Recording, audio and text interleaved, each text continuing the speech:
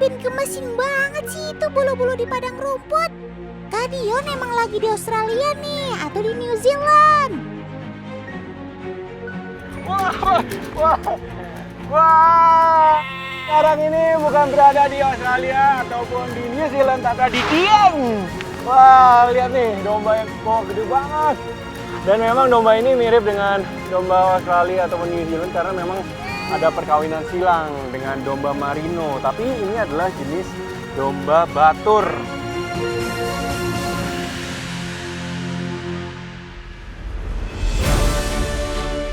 Wow, ternyata Kak Dion lagi sama domba Batur, teman. Si gemoy-gemoy ini jelas punya bentuk yang berbeda dengan kambing atau domba biasanya ya. Ya, apalagi kalau bukan bulu tebalnya. Pantes aja, mereka cocok banget tuh tinggal di pegunungan Dieng yang adem ini. Lihat nih kedalamannya. Wow, tebal banget bulunya. Nanti nih, setelah dicukur, nggak akan segede ini lagi. Bisa jadi kayak gini nih. Nih. Nih, yang tipis nih, udah dicukur nih. Bisa beda banget tuh perbandingannya ya kan? Iya. Ini lucu banget tuh mukanya. Kayak kelinci. Ini masih bayi nih gue rasa nih. Umurnya berapa nih, Pak? Hah? Setengah bulan? Baru lahir ini. Baru lahir, Pak. Oh, sini. Iya. Nih. Ternyata ini masih bayi, tapi udah badannya gede juga ya. Tapi lihat nih mukanya ini. Imut. Wah, rasanya pengen dipelihara aja nih ya domba-domba kayak gini ya. Tapi kalau domba seperti ini memang harus cuacanya harus yang dingin. Nah, kebetulan kan memang di Dieng ini cuacanya cukup dingin buat domba-domba ini. Makanya mereka bisa adaptasi. Wah, Kak Dion nih usil aja. Oh iya teman, si anakan domba ini saat lahir sudah seberat 4 kilogram loh.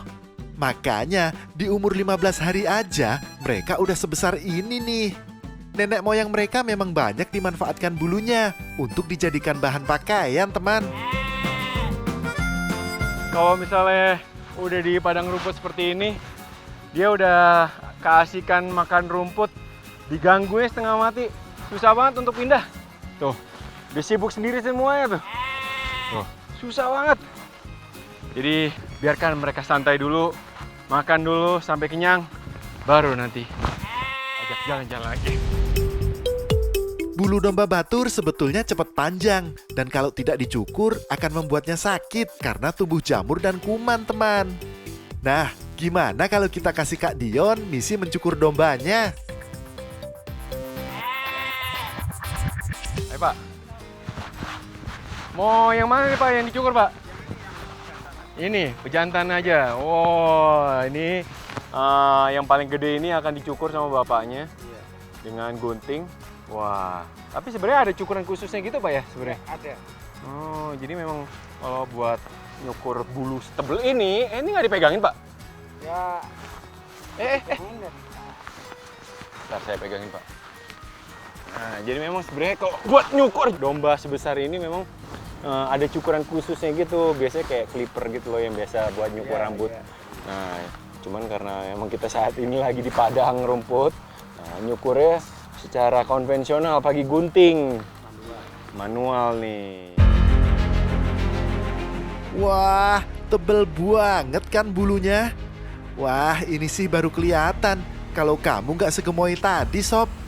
Eits, tapi kamu nggak kedinginan kan? Wah, ternyata bisa menghasilkan segini banyak nih. Tapi ini pun juga belum selesai semua. Ini udah hampir setengah badannya domba ini udah dicukur habis. Nah, dari sini kan kita bisa dapat informasi yang baru lagi bahwa memang di Dieng ini ada domba yang mirip dengan domba-domba Australia dan juga New Zealand seperti domba Batur seperti ini. Nah, kalau domba Batur tadi punya manfaat bulu tebalnya, kita lihat manfaat sepupunya yuk, si kambing Shannon. Wih, pada mau kemana nih? Eyalah, lapangan tuh. Otan kira mau holiday. Nah, kambing Shannon ini adalah kambing perah yang berasal dari lembah Shannon, Swiss. Tapi yang di Angon ini sih masih anakan kambing berusia di bawah 1 tahun ya. Yuhu, waktunya kita memerah susu. Kambing Shannon merupakan kambing perah terbaik di dunia. Bahkan mereka memiliki julukan Ratu Kambing Perah tuh. Hehehe. Produksi susu yang dihasilkan juga nggak main-main teman. 3 kali lipat lebih banyak dibanding kambing perah lainnya. Eits, meskipun di sini fokus ke pemerahan susu kambing, bukan berarti anak-anak kambingnya tidak diberikan susu induknya ya teman. Mereka tetap mendapatkan bagiannya kok. Kenapa? Supaya daya tahan tubuhnya kuat dan tidak mudah sakit.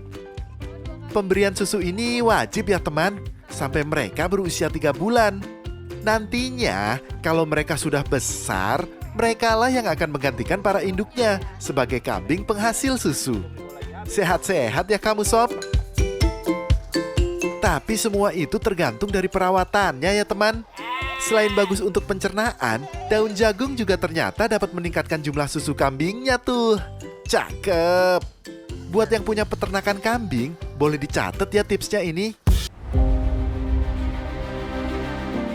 Nah, ada satu lagi nih Sobat Otan yang kaya manfaat. Tapi kalau mau ambil hasil panennya, kita harus manjat tempat yang ekstrim. Tapi tenang, Otan udah minta bantuan Om Gundul. Nah, Otan, nih Om Gundul nih lagi persiapan untuk evakuasi sarang lebah nih di tower air. Jadi lebahnya nih banyak mengganggu tamu-tamu yang di sini. Nah, Om Gundul mau mindahin nih, jadi supaya nggak di sini lagi. Ini Om Gundul lagi persiapan. Nih pakai solar, jadi nanti untuk nyemprot bekas-bekas sarang lebahnya. Dan Om Gundul juga mau bikin asap buat perlindungan diri, supaya lebahnya nggak nyerang Om Gundul. Karena lebah itu takut dengan asap dan bau-bauan yang nyengat. Ayo Om, kita bikin yang banyak asapnya. Nah, Otan, ini fungsinya mandi asap begini nih, supaya lebah nggak nyengat kita. Karena lebah suka wangi-wangian dan nggak suka bau-bauan yang bau-bau asap begini. Lebah paling pantang bau asap. Jadi kalau ada lebah, kita asepin, lebah pasti pergi. Iya, kalau gitu Otan juga mau ikutan mandi asap. Otan, ini persiapannya udah lengkap nih ya. Udah mandi asap, perlengkapan tali-tali sudah, untuk asap atas juga sudah. Nah, Om Gundul tinggal naik nih. Yuk, doain selamat ya, dan semuanya berjalan lancar.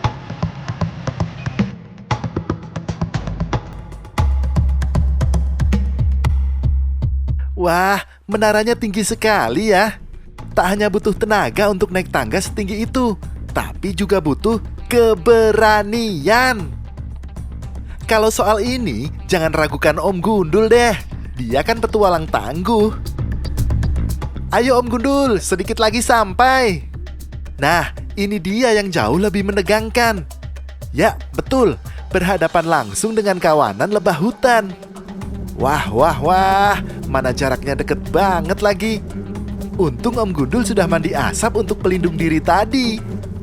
Lebah hutan di sini sering disebut juga tawon-gung. Mereka biasa tinggal di pohon-pohon tinggi.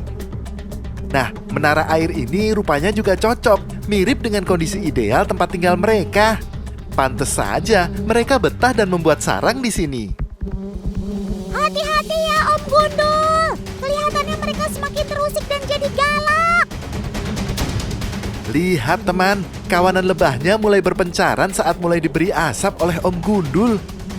Asap memang akan mengganggu indera penciuman lebah. Mereka jadi tak peka terhadap bau-bauan. Padahal, ini jelas sangat dibutuhkan lebah untuk mengetahui datangnya ancaman. Asap juga mengganggu komunikasi di antara mereka. Jadi mereka bingung harus menyerang siapa. Lebah yang disarang juga langsung berpencar menghindari asap. Mereka mengira sarangnya sedang terbakar. Kawanan lebah memang takut api, teman.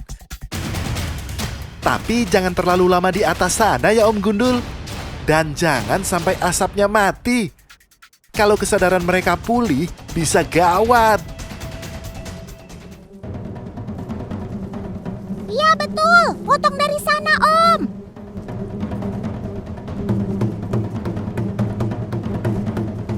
Woohoo, sarangnya berhasil dijatuhkan.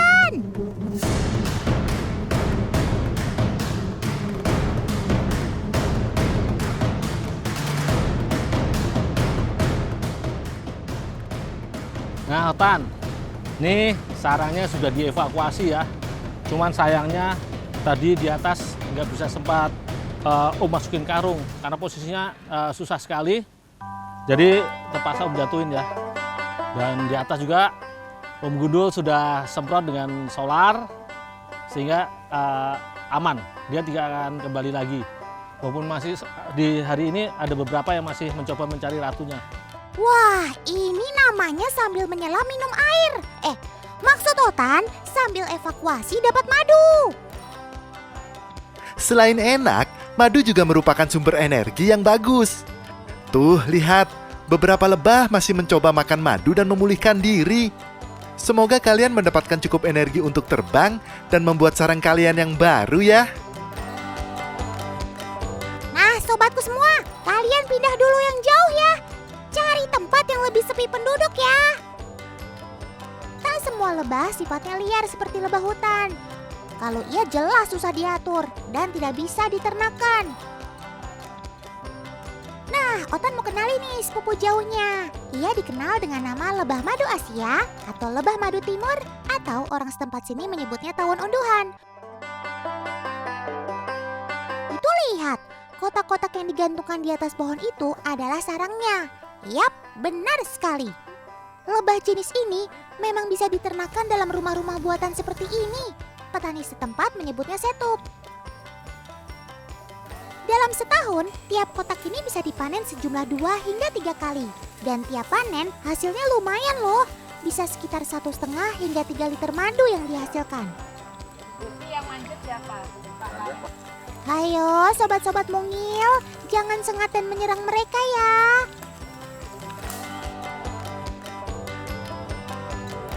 Wih, lihat! Saat Pak Ranto sudah di dekat kotak setup, lebah-lebah penjaga terlihat mulai beraksi. Sepertinya mereka jadi siaga. Walau mereka cenderung lebih jinak daripada lebah hutan, saat merasa terancam, mereka juga bisa berbahaya seperti ini.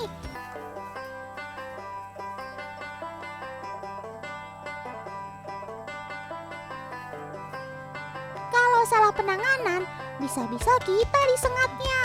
Eits, tapi tenang, kan Pak Ranto bawa asap. Nah, tali sudah terpasang. Sekarang saatnya menurunkannya dari atas pohon. Dalam satu setup biasanya terdiri dari beberapa sisir. Pada sisir-sisir inilah lebah membuat sarangnya. Dan tentu saja pada sarangnya terdapat madu. Wah, banyak sekali. Tuh lihat, madunya sampai menetes-netes gitu.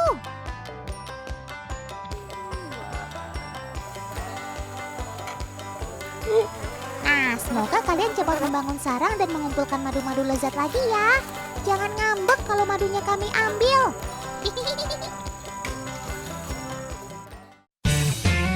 Selamat datang ke Samuel Rizal.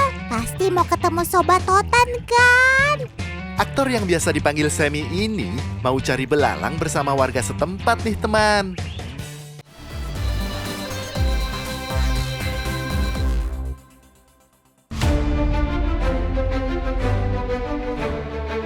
Oke, sekarang lagi di Desa Jelok, Kabupaten Gunung Kidul. Selamat datang ke Samuel Rizal. Pasti mau ketemu Sobat Otan kan? Aktor yang biasa dipanggil Semi ini mau cari belalang bersama warga setempat nih teman. Jangan kalah sama ibu-ibu ya Kak Semi. Cari Sobat Otan yang banyak.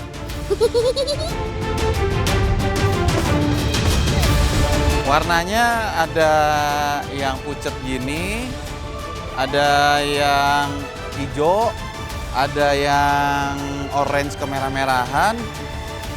Tuh, nih. Nih, lihat nih tuh. Udah tua. Yang mana yang udah tua? Oh, ini? Enggak dong berarti. Sama. Oh, gitu. Lah ini ada lagi. Ada yang kuning. Belalang kayu. Banyak ternyata warnanya beragam. Tapi intinya belalang kayu ya, Bu ya. Belalang kayu ini banyak ditemui di pohon jambu mete, pohon turi, dan juga pohon jati. Coba perhatikan deh ukuran tubuh belalang kayunya. Lumayan besar ya. Ternyata saat musim kemarau, belalang sudah tumbuh besar dan akan hidup di atas pohon. Makanya butuh bambu panjang untuk menangkapnya, dan jauh lebih susah. Menangkap belalang kayu akan jauh lebih mudah ketika di musim hujan, saat usianya masih muda, karena belalang masih kecil dan berada di bawah pohon. Oh iya, tahu nggak buat apa sih belalang kayu ini diburu? Awalnya sih belalang kayu menjadi hama perkebunan. Lambat laun menjadi bahan pangan warga setempat, dan sekarang menjadi sumber cuan. Nggak perlu galah ternyata. Ini. Oh iya itu.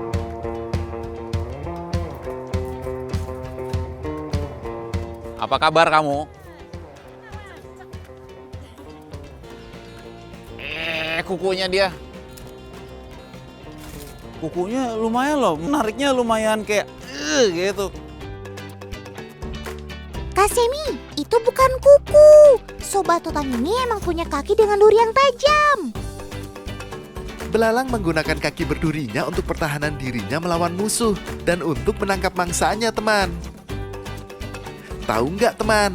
Belalang terkenal sebagai hewan dengan keahliannya menyamar, alias berkamuflase. Ada belalang yang mirip sekali dengan daun-daun kering, detil dengan urat-urat yang ada di daun. Jenis belalang lainnya nih. Tuh, dia lagi menyamar di dekat bunga anggrek. Namanya aja belalang anggrek. Bener-bener gak bisa dibedakan mana belalang, mana bunga anggrek. Dengan kamuflase seperti ini, belalang anggrek gak perlu usaha banyak untuk mendapatkan buruannya. Cukup mematung dan menunggu buruannya datang. Bener-bener kamuflase yang sempurna. Wah, mentang-mentang pada ahli menyamar, Kak Raffi juga jadi ikutan menyamar nih. Kira-kira Kak Raffi bersembunyi di mana ya? Ini di sini Karapitan. Wah, hampir aja jantung Otan copot, Kak. Otan sampai nggak tahu kalau Kak Raffi sedang berada di situ. Tapi sepertinya di wajah Kak Raffi ada sesuatu deh. Wah, itu kan si sobat Otan belalang daun. Otan kira itu daun yang digunakan untuk penyamaran. Ternyata itu asli. Emang deh, sobat Otan yang satu ini emang jagoannya kalau soal penyamaran. Lihat aja bentuknya yang menyerupai daun ini. Sekilas, pasti nggak akan ada yang sadar kalau ini adalah serangga. Nggak heran kalau serangga daun ini sering dijuluki sang peniru daun. Uniknya serangga satu ini tidak punya kemampuan untuk terbang loh, teman. Sayap yang berbentuk daun ini memang hanya digunakan untuk penyamaran saja. Jadi nggak heran kalau dia terlihat anteng ketika berada di wajah dan tangan Kak Raffi ya. Oh iya teman, serangga daun ini termasuk hewan yang pasif. Dia lebih banyak menghabiskan waktu untuk berdiam diri di pohon dan makan dedaunan. Kalaupun berjalan, itu hanya untuk sekedar pindah ke satu pohon lainnya. Kalau belalang pintar menyamar atau kamuflase, hewan yang ini jagonya mimikri. Yap, kameleon. Sobat Otan ini akan mengubah warna tubuhnya agar sama dengan lingkungan sekitarnya, teman. Perubahan warna pada kameleon ini terjadi biasanya berawal saat mata kameleon menangkap rangsangan berupa warna, tekanan, perubahan suhu dari lingkungan sekitarnya.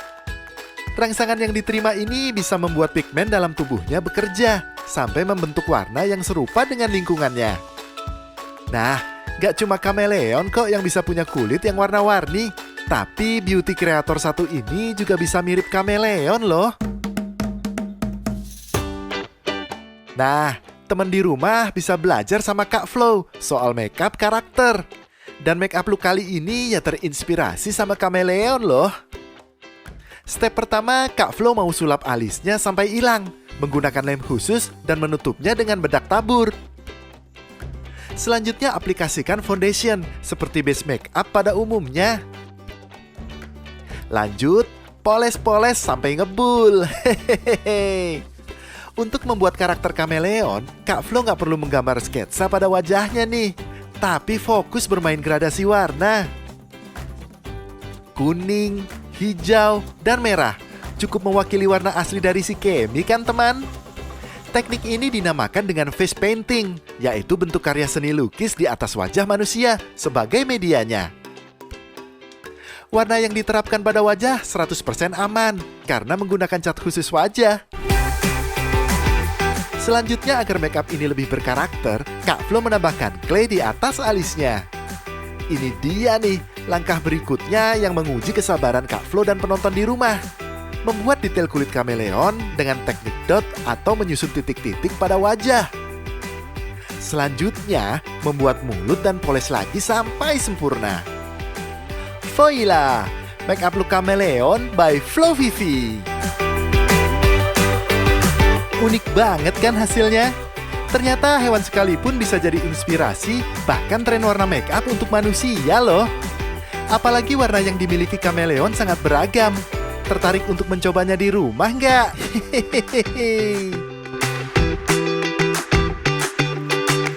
Nah, selain kamuflase dan mimikri, ada banyak cara hewan untuk mengelabui mangsa atau predatornya. Kalau ular yang satu ini bagaimana caranya ya?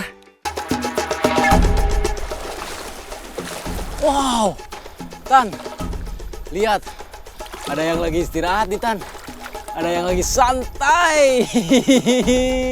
Iya Kak, santai kayak lagi di pantai. Ini yang namanya ular boiga atau biasa dikenal dengan sebutan cincin emas.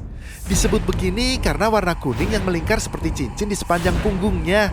Kalau siang hari seperti ini, dia akan mencari tempat untuk beristirahat dan berjemur. Ular ini memang hidupnya di atas pohon, alias arboreal. Gerak-geriknya di atas pohon memang terbilang senyap ya teman.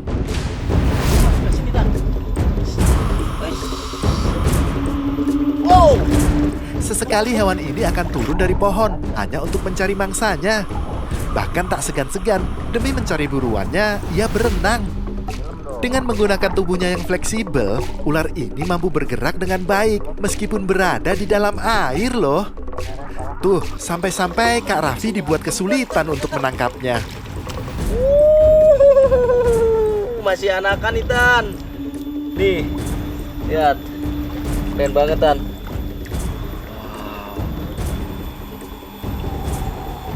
Jadi kadang bagi orang-orang yang awam ini tuh disebut sebagai ular welang ataupun weling karena dia memiliki corak belang-belang kayak gini Tan. Padahal dia bukan jenis bungarus atau ular yang berbisa tinggi. Nah, betul banget tuh Kak. Banyak orang yang mengira kalau ular boiga ini adalah ular welang atau weling yang memiliki bisa tinggi. Memang kalau dilihat dari tampilannya sih agak mirip ya. Tapi ular boiga ini tidak berbisa tinggi, melainkan berbisa menengah. Ya, walaupun begitu tetap saja gak boleh main-main sama hewan satu ini ya. Karena gigitan dan bisanya tetap saja bisa membahayakan bagi tubuh manusia.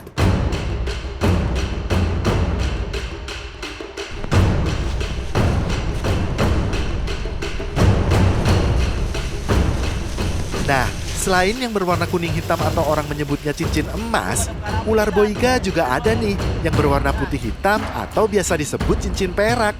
Keduanya sama-sama menghabiskan sebagian besar waktunya di atas pohon atau arboreal.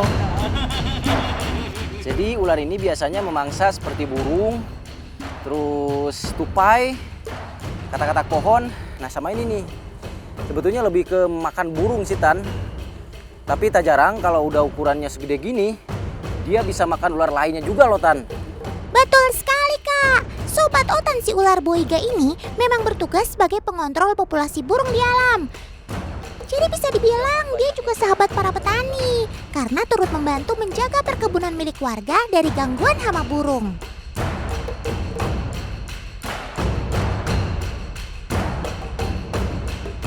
Ini kalau mereka lagi mau nyerang, biasanya kepalanya seperti itu tuh bentuknya, Tan.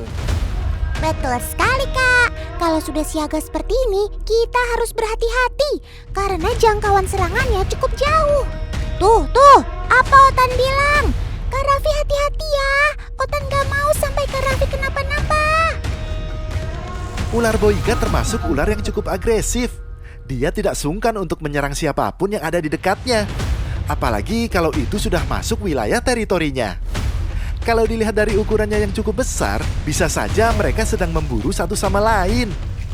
Yap, meskipun tidak dijuluki sebagai king atau raja ular, tapi sobat Otan ini tetap mampu loh memangsa ular yang berukuran lebih kecil dari tubuhnya.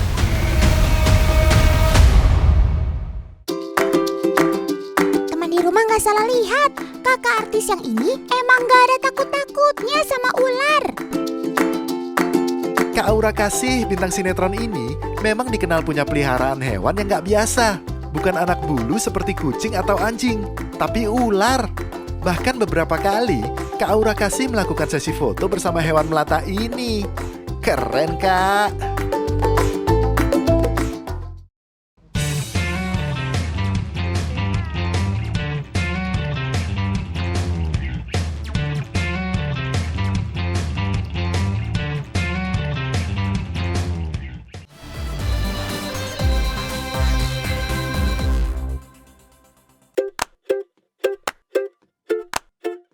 Ini sih Otan juga kenal.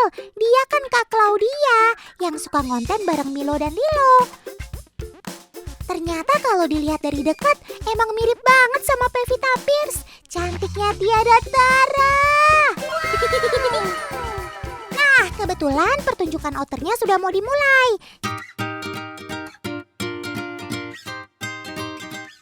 Kalian sudah kenal kan Milo dan Lilo? Itu loh, outer yang suka ngonten bareng Kak Clau. Mereka berdua termasuk outer yang pintar dan sangat dekat sekali dengan Kak Clau. Tuh, lihat aja, so sweet kan? Oh iya, lihat deh kumis Milo dan Lilo. Nah, kumis pada otter ternyata punya fungsi untuk jadi radar saat dia memburu ikan dalam air loh. Jadi, kemana ikan bergerak, otter mampu mendeteksi dan menyergap dengan lincah. Cakep! Selain dikenal sebagai perenang handal, otter juga sangat pintar dan suka sekali kebersihan. Tuh kan, apa Otan bilang? Otter aja tahu cara buang sampah pada tempatnya. Masa kalian enggak? Malu dong. Wait, sabar sob. Jangan tarik-tarik kameranya gitu dong. Nanti teman di rumah jadi nggak bisa lihat aksi kalian deh. Ya, beginilah tingkah dari Sobat Otan. Mereka itu rasa ingin tahunya tinggi. Jadi nggak heran kalau ada sesuatu yang baru, dia pasti excited.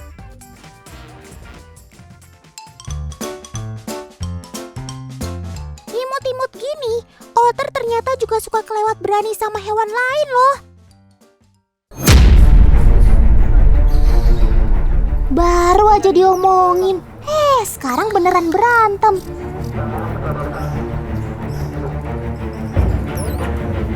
Gaswat, ini gaswat.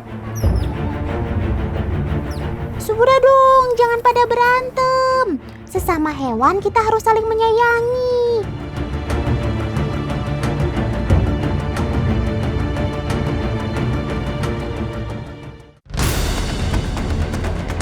Waduh sob, kamu ini suka bener bikin gara-gara. Sudah selesai dengan anjing, sekarang malah kejar-kejar anak kelinci. Sob.